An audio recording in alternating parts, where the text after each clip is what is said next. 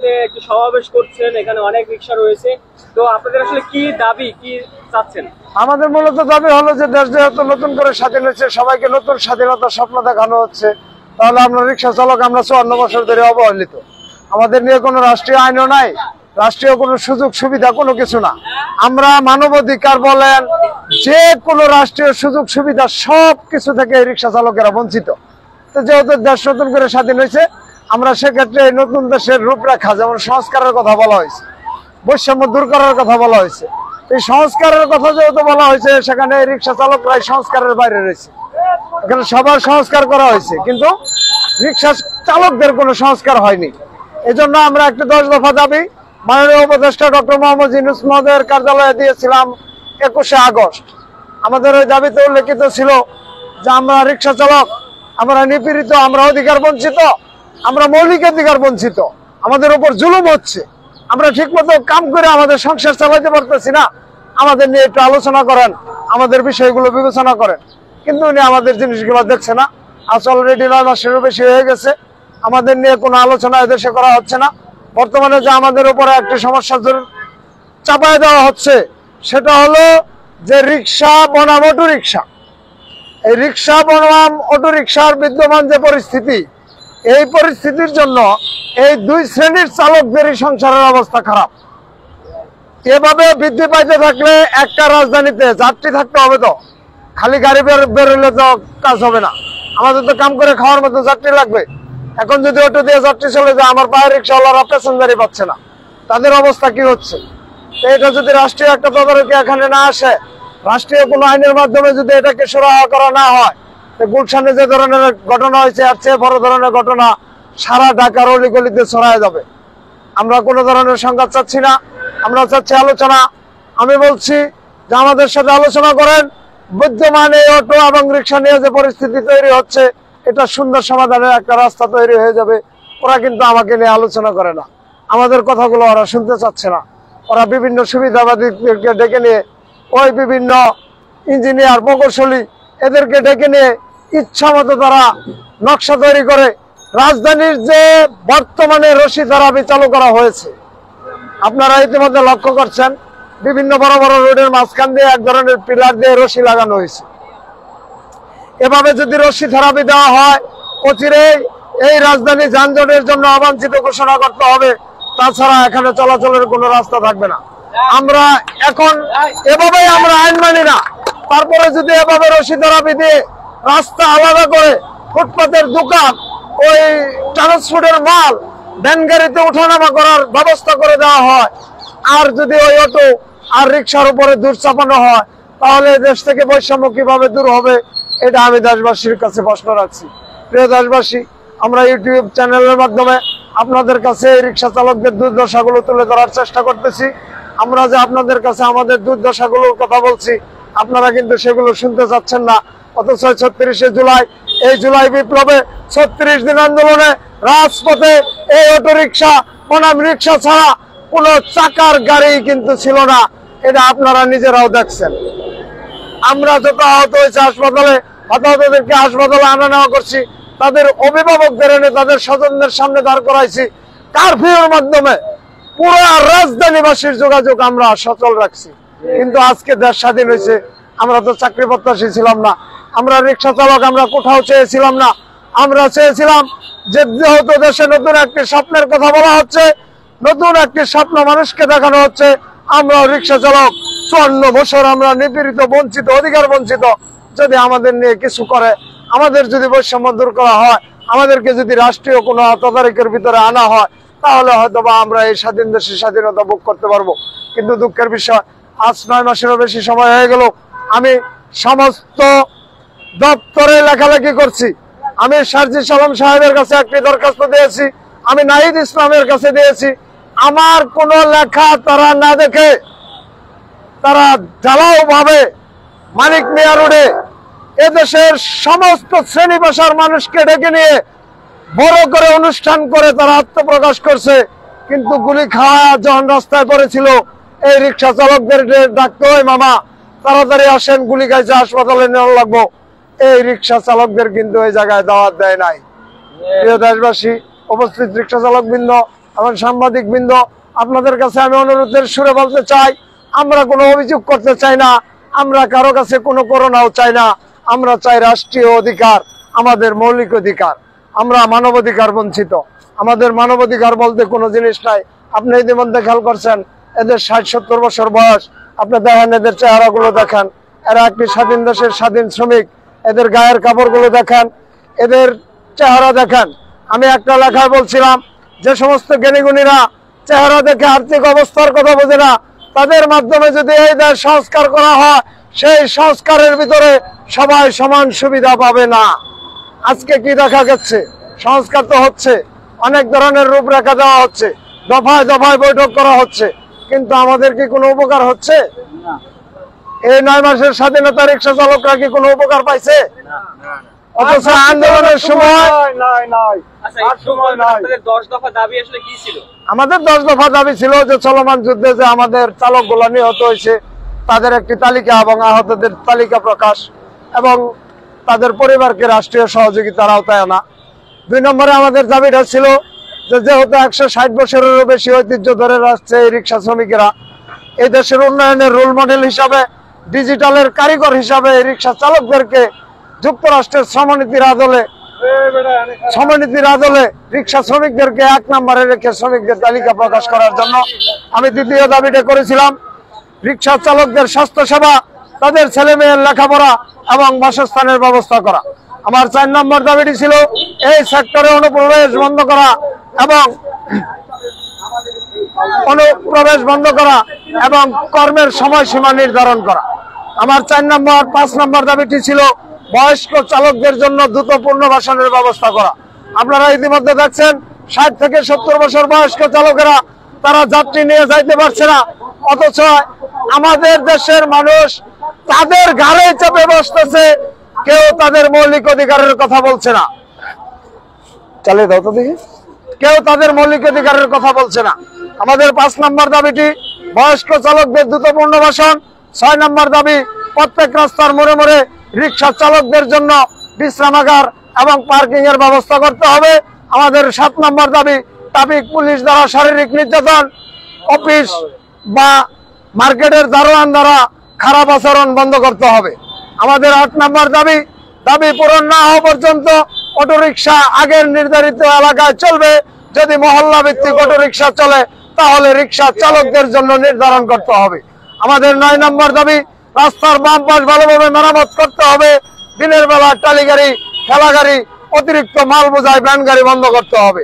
আমাদের 10 নম্বর দাবি স্বাধীন দেশ সংস্কারের কাজে রিক্সা চালকদের প্রতিনিধিদেরকে অংশগ্রহণ করার সুযোগ দিতে হবে এবং স্বাধীন দেশ নতুন করে সংস্কার করার জন্য বাংলাদেশের সমস্ত নাগরিককে ট্রাফিক আইন শিখতে বাধ্য করতে হবে।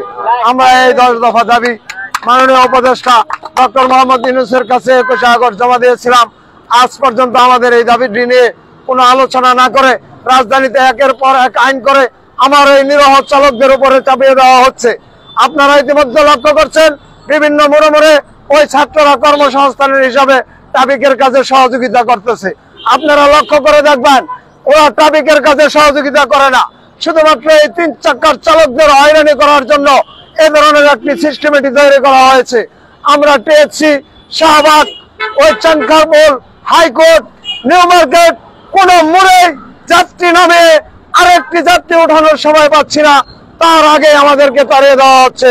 চালকবৃন্দ আপনারা কথা বলে সারা দেন, আমরা কি সত্য বলছি? তার আগে আমাদেরকে সরিয়ে দেওয়া হচ্ছে। আমি আপনাদের মাধ্যমে দেশবাসীর কাছে প্রশ্ন করতে চাই, এখানে দেয়ালে লেখা আছে লাখো শহীদের রক্ত কিনা দেশটা কারো বাপের না।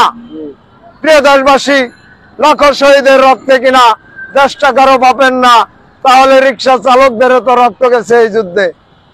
23 জন চালক সারা বাংলাদেশে নিহত হয়েছে, শহীদ হয়েছে, তাদের শক্তি অর্জিত হয়েছে 24 জুলাইয়ের বিপ্লব।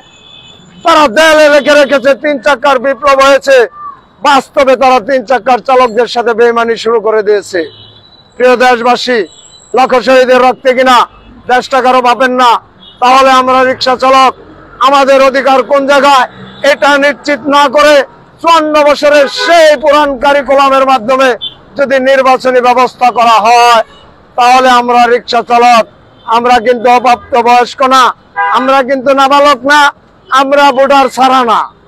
আপনি ইতিমধ্যে ক্যামেরাটা ঘুরায় দেখেন, আমরা সবাই ভোটার, আমাদের বউ ভোটার, আমাদের ছেলে ভোটার, আমাদের মেয়েরা ভোটার।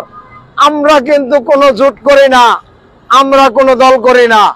এই 3 চাক্কার চালক বাদে সবাই রাজনীতি করে, কেউ বিএনপি করে, কেউ জামাতি করে, কেউ ছাত্রদের দল করে, কেউ চরমনাই করে, কেউ হেফাজত করে, কেউ মামুনুল হকের দল করে, কিন্তু এই রিক্সা চালকেরা কোনো দল করে না। ওরা বেদেশে জোট, এই রিক্সা চালকদের কাছে এলো ভোট। এবার যেহেতু নতুন করে দেশ স্বাধীন হয়েছে, এবার আমরা ভোট দিলে রাষ্ট্রীয় ব্যাংকের অর্থের হিসাব না করে এদেশে ভোটের কোনো তালবাহানা করতে দেওয়া হবে না। আপনার কাছে একটা বিষয় জানতে চাই, আপনি নিশ্চয়ই দেখেছেন যে বর্তমানে বিভিন্ন মোড়ে রিক্সা ড্রাইভার দেওয়া হয়েছে। রিক্সা ড্রাইভার সেটার মাধ্যমে হচ্ছে যাতে হচ্ছে মেইন রোডে রিক্সা না উঠতে পারে, এই বিষয়টিকে কিভাবে দেখছেন? একটা বিষয় একটু বলি, অনেকে বলতেছে যে রিক্সার কারণে ঢাকায় যানজটের সৃষ্টি হচ্ছে। আর রিক্সার কারণে কি ঢাকায় যানজটের সৃষ্টি হচ্ছে নাকি ফুটপাতে অবৈধ দোকানের কারণে যানজট তৈরি হচ্ছে? এই বিষয়গুলো একটু আপনি ওই যে ডাম্পারের ব্যাপারে যে বললেন যে রাস্তায় রাস্তায় রিক্সা ওঠার জন্য একটা পদ্ধতি তারা নিয়েছেন, এগুলো তো হলো যে যেমন ধরেন যে আমাদের যে সংবিধানের লেখক ছিলেন ডক্টর কামাল, উনি ওই কানাডা ইউরোপ থেকে পড়ালেখা করে আইসা বাংলাদেশে ওই সংবিধান লেখছে, ওই সংবিধানে রিক্সা চালকদের কোনো নামই রাখে নাই। অথচ ওই যে ওই কোনায় ছবিটা দেখেন, একটা রিক্সার উপরে যাত্রীর সাথে পরে মরে আছে চালকের লাশ।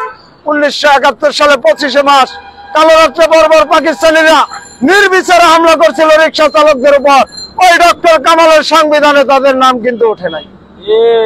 ওই কামাল রায় আবার পদ্ধতি তৈরি করতেছে, ওই যে রাস্তায় ডাম্পার বসাইছে। উনি কি চিন্তা করছে চালক গুলা কি করে খাবো? এদের জন্য কোনো ব্যবস্থা আছে? রাষ্ট্রীয় ব্যাংকের কোনো হিসাব আছে? ওই যে ডোনাল্ড আইসা 200 US ডলার সাহায্য দিচ্ছে, ওই দেউলিয়া ব্যাংকের দেয়া দিচ্ছে, কোন দেউলিয়া রিক্সা চালকরা নিচ্ছে?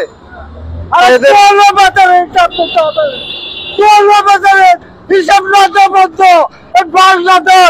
চালাতে পারবে না, চালাতে পারবে না, চালকের হিসাব দিতে হবে। ইনি আমাদের নেতা, ইনি নেতা, উনি আমাদের নেতা উপদেষ্টা মোহাম্মদ হেলাল ভাই। উনি এভাবে একটু মানে হ্যাঁ, তো কি কথা জানি বলতেছি, ডাম্পারের ব্যাপারে যে ডাম্পারটা নিয়ে আসছে, এটা যানজটের জন্য রিক্সা চালকদেরকে বলা হয়েছে। আমরা দেখেন ইতিমধ্যে ডিএমপি কমিশনারের কাছে একটা চিঠি লিখছি। ওই চিঠিতে আমরা উল্লেখ করছিলাম যে এই 3 চাক্কার 3টি ধরন আছে, এই 3 চাক্কার 3টা গুণ আছে। এই যে 3টা চাক্কা যে চলে, এই 3 চাক্কা কিন্তু গুণ ছাড়া চলে না। আপনারা জানেন যে এই দেশের সর্বোচ্চ প্রশিক্ষণ দিয়ে বিমান চালাইতে হয়, ওইটা হলো 3 চাক্কা। আর সব কাজ শেষ করে এই রিক্সা চালাইতে হয়, এটা হলো এই রিক্সা। এটা কোনো কাজ থাকলে এই রিক্সার চালক হতে পারে না। এরা সর্ববিষয়ে জ্ঞানী হওয়ার পরে রিক্সা চালায়। আমরা বলছিলাম যে রিক্সা হলো মহাসড়কে দুর্ঘটনার পেরাক, আর রাজধানীতে যানজটের হাতিয়ার, আর মাদকের বিস্তারের অন্যতম একটা রোড।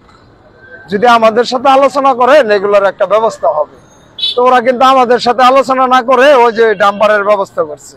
এটা যে ব্যবস্থা করছে ওনারা তো চিত্তে বয়া করে। আপনি কি এই রোদের তাপ বাস্তবে আমার গায়ে কিভাবে লাগে ওই এসিওলারে বুঝাইতে পারবো? ওনাদের এই ধরনের পরিকল্পনা করে আমাদেরকে বিশৃঙ্খলা, যাতে আমরা এই দেশবাসী কোনো ভোগান্তি তৈরি করি, এ ধরনের কাজ করার জন্য উস্কানি দিতে আছে। তো আমি মনে করবো আমার চালক ভাইরা অনেক শান্ত, এরা কোনো উস্কানিতে কান দেবে না। বিগত আমলে এরা কোনো ধরনের উস্কানিতে এদের সম্পৃক্ততা নাই, কিন্তু সব দুর্যোগে এদের ভূমিকা আছে। আপনি ওই করোনার মধ্যে দেখছেন, বাপ মারা গেলে ছেলে তার লাশ ধরছে না, কিন্তু আমরা রিক্সাওয়ালা ওই নিরুসাই নাগারগাঁও, ওই কুর্মিটোলা মেডিকেল, ওই মুগদা মেডিকেল, ওই ঢাকা মেডিকেল নমুনা নিয়ে গেছি, কিন্তু রুগী নিয়ে গেছি, জরুরি আনা নেওয়া করছি। কিন্তু ওই স্বৈরাচার সরকার ডাক্তার এবং নার্স পুলিশকে করোনা যোদ্ধা হিসেবে ঘোষণা করছিল, তাদেরকে যোগাযোগ করছিল এই রিক্সা চালক, এদের নামে 1 কেজি সাহায্য তারা দেয় নাই। আল্লাহ আছে না, আল্লাহ আছে, সৃষ্টিকর্তা আছে না, ওই যে সৃষ্টিকর্তার অভিশাপ দেন। যদি রিক্সা চালকরা এত অবদান রাখার পরে কিছু কইছে না, অনা বিকালে বাদশা ছিল সকালে ফকির, অনা এই দেশ সেই জায়গা হয়েছে না। এটা কিন্তু ছাত্রদের একলা গুণ না, ওই গুণের 12% অধিকারী আমরা। এই 3 চাক্কার চালকেরা 3-4 তারিখে ওদের কাছ থেকে আমরা ভাড়াই নেই নাই। বেইমানি কার সাথে করছে? সিসিটিভির সাক্ষী আছে। এই 4 তারিখে এই শহীদ মিনারের সামনে থেকে আমরা রিক্সা শোডাউন নিয়ে জগন্নাথ হলের সামনে যেয়ে বলছিলাম যে আমরা 54 বছর এ দেশে আমাদের উপরে কোনো সংস্কার আসে নাই, যেহেতু আমরা আন্দোলনে অংশগ্রহণ করছি, আমরা এ দেশে সংস্কার চাই। আমার ওই ছবিটা বাংলা একাডেমির গেটে বই মেলায় স্থান পাইছিল, কিন্তু বাস্তবে আমাদের কি স্থান কোন জায়গায় আছে দেখেন তো। আমরা যে মিছিল করছিলাম, আমরা যে আওয়াজ তুলছিলাম, সেলুট মামা কেন হয়েছে? এই সেলুট মামার শব্দের অর্থ আমি জানতে চাই, কেন হয়েছে এই কথা। আমার মতো এক রিক্সা চালক রিক্সা উঠতে বলছিল, মামা আপনাদের আন্দোলনকে সেলুট। এই জন্য দেয়ালে লেখা আছে সেলুট মামা, এক দেয়ালে লেখা আছে ওঠেন মামা, ভাড়া লাগবে না। এটা কিন্তু ওই শিল্পপতি করে কয় নাই, এটা এই রিক্সাওয়ালারা বলছিল যে আসেন মামা, ভাড়া লাগবে না। আজকে কিন্তু এই মামারা কর্ম নিয়ে লড়াই করতেছে, কেউ দেখতেছে না। প্রিয় দেশবাসী, আমরা আপনাদের সামনে বলছি, আমরা আলোচনা চাই, আমরা কোনো সংঘাত চাই না। অটো এবং রিক্সার বিদ্যমান পরিস্থিতি নিয়ে আমাদের সাথে যদি আলোচনা করা হয়, সুন্দর একটি রাস্তা পাওয়া যাবে। এতে করে কোনো ধরনের বিশৃঙ্খলা তৈরি হবে না, সেই সাথে যানজটও কমে যাবে, সড়ক দুর্ঘটনা থেমে যাবে, মাদকের একটি কার্যকরী রাস্তা পাওয়া যাবে, দর্শনের একটি ব্যবস্থা হবে। আমরা বলছি আমাদের সাথে আলোচনা করেন, অনেক কিছুরই ব্যবস্থা হয়ে যাবে। পাশাপাশি জিনিসপত্রের দামও কমে যাবে। এই যে আমরা রিক্সাওয়ালা দেন, আমরা যে খালি বাজারের খবর রাই তাও না, কিন্তু মানুষের পকেটের খবরও তাই। হ্যাঁ, সারা বাংলাদেশে 23 জন মারা গেছে, ঢাকা শহরে 13 জন। ঢাকা শহরে 13 জন মারা গেছে, তার মধ্যে 3 জনকে মোটামুটি রাষ্ট্রীয় স্বীকৃতি আনা হয়েছে। জনাব মোহাম্মদ তারেকুর রহমান, জাতীয়তাবাদী বিএনপির চেয়ারম্যান, উনি একজন চালকের দায়িত্ব নিছেন, আর 2 জন চালককে মনে হয় যে একটু রাষ্ট্রীয় সহযোগিতার আওতায় আনা হয়েছে। একজন ওই যে আমিনের মৃতদেহ যে বহন করছে ওই চালকটাকে আনা হয়েছে, আর একটি চালক মনে হয় সম্ভবত রামপুরা বা বাড্ডায় কোনো জায়গায় আনা হয়েছে। এই 3 জন চালককে আনা হয়েছে, বাকিদের আর কোনো খবর নাই। এর মধ্যে আমার 2,500-এরও বেশি চালক আহত আছে, তারা ওই সময় আওয়ামী লীগের ভয়ে কোনো হাসপাতালে চিকিৎসা নিতে গেছে না। এদের গায়ে এখনো প্রিন্টার, রাবার বুলেট, ছড়া গুলি, অনেকের এই বয়স্ক চালকদের চোখ অন্ধ হয়ে যেতেছে টিয়ার গ্যাসের কারণে। এটা আমাদের কোনো চিকিৎসা নাই। আপনি দেখেন ওই যে ছবিটার দিকে লক্ষ্য করেন, হ্যাঁ ওই ভিডিওটার দিকে খেয়াল করেন। একজন রিক্সা চালক রিক্সার উপরে ধরা তার বুক পেতে দিয়ে 12টা গুলি হজম করছে, দেখেন আপনারা দেখছেন দৃশ্যটা। কিন্তু আমরা আমাদের বাস্তবতা থাকুক, যে যায় খুশি আনে দাও, এই যে অবস্থা দেখছেন। এখন আমাদের কথা হলো, রাষ্ট্র নতুন করে সংস্কার হচ্ছে, আমাদের নিয়ে একটু আলোচনা করুক। আমরা ওই দেশের বৃহত্তর একটা সংখ্যা, আমরা ভোটার, আমরা এই দেশের জনগণ, আমরা এই দেশের নাগরিক, আমাদের নিয়ে আলোচনা করলে অনেকটা সমাধানের রাস্তা পাওয়া যাবে। তাছাড়া যে প্রক্রিয়া অবলম্বন করা হচ্ছে, দেশে ভবিষ্যতে দুর্ভিক্ষের মেলা বসবে, চুরি ছিনতাই রাজধানী হত্যা গুম আরো বেড়ে যাবে, এবং কি আমরা এইভাবে বলতে থাকলে হয়তো বা একদিন আমরা মপের শিকারও হইতে পারি। তার কারণ বর্তমান সময়ে আমাদের নিয়ে এইভাবে কথা তো কেউ বলে না। যেহেতু কেউ বলে না, যেহেতু আমরা বলি, আমরা যে মপের শিকার হবো না, এর তো কোনো গ্যারেন্টি কারো কাছে নাই। তো আমি আপনাদের মাধ্যমে বলতে চাই, আমরা রিক্সা চালক মানুষ, আমরা অনেক কিছু জানি না। আমরা রাষ্ট্রের কাছে একটা দাবি জানাবো, বর্তমান চলমান পরিস্থিতি মোকাবেলা করার জন্য আমাদের সাথে আলোচনা করুক। আমাদের দাবি অটো না রিক্সা যে কোনো একটা, কর্ম করে খেতে চাই, যে কোনো একটাই। আর বানানোর সময় নেই, রাজধানীতে জায়গা নেই। অটো প্যাটেল বাই বাই, রাষ্ট্রীয় আইন চাই। আমরা এই 4টি আমাদের দাবি। এই দাবি নিয়ে আমাদের সাথে আলোচনা করলে আশা করি বিদ্যমান পরিস্থিতি একটা রাস্তা পাওয়া যাবে। ধন্যবাদ সবাইকে। আমার নাম মোহাম্মদ ফরিদুল ইসলাম, জাতীয় রিক্সা ভ্যান চালক সংগঠনের আহ্বায়ক, এবং চলমান 36 দিন আন্দোলনে সবচাইতে সংঘাতময় এলাকায় আমি সাহসের সহিত অটো চালাইয়া আহতদেরকে হাসপাতালে নিয়েছি। ধানমন্ডি 4 নম্বর থেকে ওই সরেসরের পার্টি অফিসে 4 তারিখে যেদিন আগুন দেয়, আমি ওই দিন 10 বার গেছি সরোয়ার্দী হাসপাতাল, আর কোনো হাসপাতালে রোগী নিচ্ছে না। কোন রুটে গেছি ওই বেমানের যাত্রা কইতে পারবো না। কেলে ওই মোহাম্মদপুর 3 রাস্তা, Allah Karim, Nurjahan road, Razia Sultana road, Salimullah road, Bashbari, এগুলা খালি ইট আর আগুন ছিল, এই না কোনো রাস্তা ছিল। আমরা কোন দিক দিয়ে লয়ে গেছি সরোয়ার্দী হাসপাতালে, এটা আমরা জানি। কিন্তু এই বেমানের বাচ্চারা তো আমাদের খবর নিচ্ছে না। তারা জুলাইয়ের ঘোষণাপত্রের ভিতরে আমাদেরকে লুকানোর জন্য এই যে জুলাইয়ের ঘোষণাপত্র তারা ঘোষণা করতেছে। আমরা এইভাবে করতে থাকলে পরে আমাকে ধরবো, ওই তোকে ভাড়া দিছি না, অনজাগো ভাড়া যে নিচ্ছি না, এরা কি স্বীকার করবো? অথচ দেয়ালে লেখা রাখছে উঠেন মামা ভাড়া লাগবে না। এটা ওরা কি রিক্সা চালাইছে? রিক্সা তো আমরা চালাইছি। ওই যে কপ্টার দেওয়া যেদিন 3 তারিখে নীলক্ষেত মোড়ে কপ্টারে হামলা করলো হেলিকপ্টার থেকে, নীলক্ষেত আর আজিমপুরে, জানেন আপনারা? ওদিনকে ঢাকা ইউনিভার্সিটির ভিতর দিয়ে কেউ ঢুকতে পারছে? সব রাস্তা ব্যারিকেড দেওয়া ছিল না? ওই আহত ডিটিরা আমরা হাসপাতালে কোন দিক দিয়ে আনছি কেউ কইতে পারবো? চাইনাক রোড কেউ চিনে? বক্সিবাজার চিনে? হ্যাঁ, ওই ছাপড়া মসজিদ চিনে? তারপরে হুসনি দালান দেয়া নাজিমুদ্দিন রোডের চিপা দিয়ে নিয়ে আইছি, 3 বার ছাত্রলীগের পোলাবানে ধরছে। ওই তারা আনসাসকে, এই শালারা দেশের শত্রু, এদেরকে মেরে ফেলবি, এদেরকে তোরা কেন হাসপাতালে আনস? আজকে তাদেরকে টাইনা তারা আমাদেরকে লাঠি নিয়ে শাসন করে। কইলে কব যে তোরা বেশি জানো? ওই এসির ভিতরে বই রয়েছে, অগরে দিবি ইতিহাস লাগবার লেগা। 4 তারিখে যেদিন নিহত 2 জনের লাশ আনত হয়েছে, পুলিশে যখন গুলি মারা, বড় বড় সাউন্ড গ্রেনেড মারা, টিয়ার গ্যাস মারা অন্ধকার করে আসছে, ওই সময় কিন্তু কেউ আসছিল না। ওই সময় রিক্সাওয়ালা মোহাম্মদ ফরিদুল ইসলাম কোনায় গাড়া রয়েছে, সিসিটিভির ফুটেজ দেখেন। আমরা সাহসের সহিত চিন্তা করছিলাম যে এই ছেলেরা দেশের জন্য জীবন দিচ্ছে, এদের ফেলে থেকে যাবো, আমরা কোন দেশে বাস করবো? কিন্তু তারা কি আমাদের কথা বলতেছে? আমরা তো চিন্তা করছিলাম এভাবে মেধাবী মেরে ফেললে একদিন আমরা রিক্সা চালক, আমরা হইলাম অশিক্ষিত, আমাদের তো শিক্ষা নাই, তাহলে এভাবে মেধাবী মেরে ফেললে একদিন দেশের অভিভাবক কে হবে? আমরা তো তাদেরকে অভিভাবক মানি না, তাদের পাশে জড়াইলাম, তারা তো আমাদেরকে আস্থা করে ফেলে দেওয়ার পায়তারা করছে। আমরা দেশবাসীর কাছে বলতে চাই, 36 দিন আন্দোলনে 36 দিনে আমরা পাশে ছিলাম, তাদের সবকিছুই করছি। বর্তমানে আমরা খেটে খাওয়ার জন্য লড়াই করতেছি, আপনারা আমাদের পাশে থাকবেন। তা না হলে সামনে যে দুর্যোগপূর্ণ সময় যাচ্ছে, একদিন বৃষ্টিতে তলাইলে কিন্তু 10 দিন শিক্ষা দিয়ে দিন। কারণ গতদিন একটা 59 মিলিমিটার বৃষ্টি হয়েছিল, আপনারা দেখছেন। যারাই থেকে 3 দিন এই রাজধানীতে কোনো গাড়ি চলতে পারছে না। আমরা রিক্সাওয়ালারা কমর পানি, হাঁটু পানি, ময়লা গোয়ের মাঝখানে কিন্তু সবার বাড়ি বাড়ি পৌঁছে দিচ্ছি।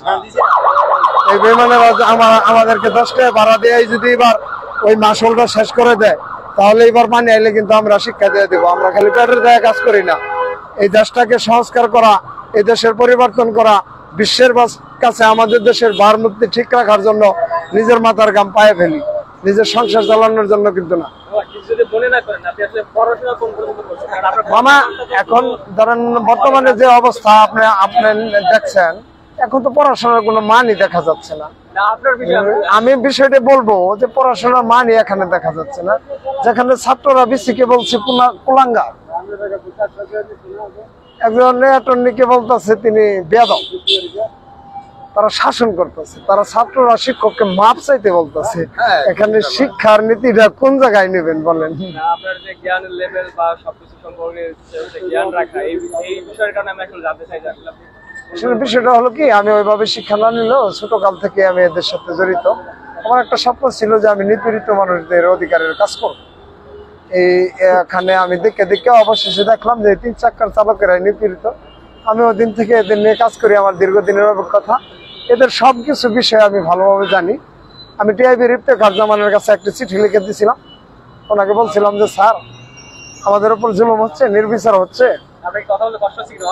না না না, আমার কথা বলার কষ্ট না, আমি এদের জন্য আমার জীবনটা উৎসর্গ করে দিচ্ছি, বুঝছেন? হ্যাঁ, আমি আমার জীবনটা উৎসর্গ করে দিচ্ছি। আমি টিআইবি ইফতেখার জামানের বলছিলাম স্যার আমাদের উপর জুলুম হচ্ছে, নিপীড়ন হচ্ছে। হ্যাঁ, আমরা একটা স্বাধীন দেশে অধিকার বঞ্চিত, আপনি সারা বিশ্বের দুর্নীতির যাচাই করেন, তা আমাদের নিয়ে একটু আলোচনা করেন। তো উনি কিন্তু এখন সংস্কার কমিটিতে আছেন। আপনার একটা কথা দেখবেন যে ওনারা আমাদের সংস্কার করবে না। ওনারা যদি আমাদের সংস্কার করত, তাহলে আলী রিয়াজ বলেন, ওই মজুমদার বলেন, এরপরে বদিউল আলম মজুমদার, দেবপ্রিয় ভট্টাচার্য, সুলতানা কামাল, আলী রিয়াজ, ডক্টর কামাল, এরা কিন্তু এই সংস্কারের কাজেই আছে। ওরা কিন্তু দীর্ঘদিন ধরে জানে যে এই 54 বছর রিক্সা চালকেরা এই দেশের জনগণ, এদের কোনো রাষ্ট্রীয় বাজেট নাই। এই যে দুর্নীতির যে টাকাটা, এত বড় টাকাটা কোত্থেকে আসে? আজ পর্যন্ত কি শুনছেন যে সংসদে বাজেট পাশ হওয়ার পরে যেমন গণমাধ্যমের নামে একটা বিল পাশ হয়েছে, ওই বিলটা না দিয়ে কি ওরা খাইতে পারছে? যেমন ওই অর্থ মন্ত্রণালয়ের নামে একটা পাশ হয়েছে, ওইটা কি তারা দিতে হয়েছে না? ওই শ্রমিকদের নামে একটা পাস হয়েছে, ওই শ্রমিকরা নিছে না। কিন্তু এই যে রিক্সা চালকদের নামে যে পাস হয়েছে, এটা কি রিক্সা চালকরা পাইছে? এই বড় একটা অর্থ যে দিকেই যায়, যদি দেশে থাকে সেটা হয় কালো টাকা, যদি বিদেশ যায় সেটা হইলো পাশা, যদি একজনের আন্ডারে থাকে সেটা হয় দুর্নীতি, আর যদি কয়েকজনে ভাগ করে নেয় সেটা হয় আত্মসাৎ। কিন্তু ঘুরে ঘুরে টাকাগুলো এই রিক্সা চালক, কথা বুঝছেন? ওই দেবপ্রিয় ভট্টাচার্য বলেন, ওনাকে অর্থনীতির শ্বেতপত্র ঘোষণা করছে, কিন্তু উনি ওনাকে অর্থনীতির হিসাব করবার দিচ্ছে। আপনারা জানেন কতদিন আগে একটা অর্থনীতির সুমারি হয়েছে। আমার এই চালকেরা এই অর্থনীতির সুমারি কি জিনিস, এটা সাদা না কালো, খায় না মাথায় দেয়, এটা কইতেও পারবো না। অথচ অর্থনীতির সুমারি হয়ে গেছে, উনি শ্বেতপত্র দিয়ে দিচ্ছেন, এবং কি অন্যান্য উপদেষ্টাদেরকে সব প্রশ্নও করছেন আপনারা 6 মাসে কি সংস্কার করলেন, একটু দৃশ্যমান দেখান। উনি কিন্তু প্রশ্ন করছেন। উনি যে অর্থনীতির শ্বেতপত্র ঘোষণা করছেন, তা আমি আপনাদের মাধ্যমে প্রশ্ন করতে চাই, এই রিক্সা চালকদের ব্যাংক ব্যালেন্স কি আছে একটু দেখছেন? দেখেন তো খেয়াল করে, এদের কি অ্যাকাউন্ট আছে, এরা কয় টাকা মাসে লেনদেন করে, বছরে এদের অ্যাকাউন্টে আয় কত টাকা থাকে, কত টাকা ব্যয় থাকে, রাষ্ট্রের কি হিসাব এদের আছে?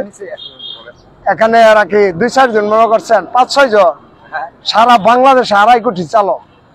ওরা খালি আমাদের সাথে পাগলামি করতেছে না, উচিত শিক্ষা দিয়ে দিন।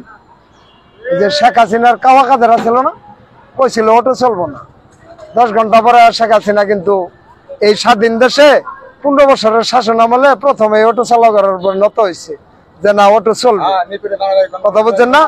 তা আমরা কিন্তু এই আন্দোলনে এই কারণে অংশগ্রহণ করছিলাম যে অটো দিয়ে আমাকে একটু চলতে দিতে আছে, স্বৈরাচারী থাকলে তো আবার গলিতে বাড়াবো, এর লেগে আমরা ওদের কাছে জীবন দেওয়া গেছি। ওরা কিন্তু আমাদের লোকে বেমানি করতেছে, এই যে আপনাদের মাধ্যমে 100 জায়গায় বলতেছে, ওরা কিন্তু শুনতেছে, ওরা সবই করতেছে, কিন্তু বেমানি ছাড়তেছে। ঠিক আছে, এটা কিন্তু বেমানি করলে পার পাবে না, চালকরা সচেতন এরা ইনশাআল্লাহ। যেহেতু এটা বাংলাদেশের সর্বোচ্চ শিক্ষাপীঠ, তাই না, বিদ্যাপীঠ না, এটা ঢাকা ইউনিভার্সিটি, আমরা এটার ভিতরে রিক্সা চালাই। আগের একটা খনার বচনা ছিল, যদি তোমার শিক্ষা কম থাকে তাহলে শিক্ষিত মানুষের সাথে সম্পর্ক করবা, তাহলে তোমার জ্ঞান কিছুটা বাড়বে। যদি তাও না পারো, শিক্ষিত মানুষের বাড়ির সাথে বাড়ি করবা, যদি তাও না পারো তাহলে শিক্ষিত বাড়ির মানুষের পাশ দিয়ে যাবা। আমরা একটা শিক্ষিত অঙ্গনে থাই, আমরা কিছুই বুঝি না, আমরা তো সবই বুঝি। ইনশাল্লাহ এবার বুঝাবো, এবার বেঈমানির জবাব দেওয়া হবে, বৈষম্য দূর করা হবে, স্বাধীনতার সুষম বন্টন বাংলাদেশে চালু করা হবে, এবং সবাইকে স্বাধীনতার সমান সুযোগ দেওয়া হবে। ধন্যবাদ সবাই।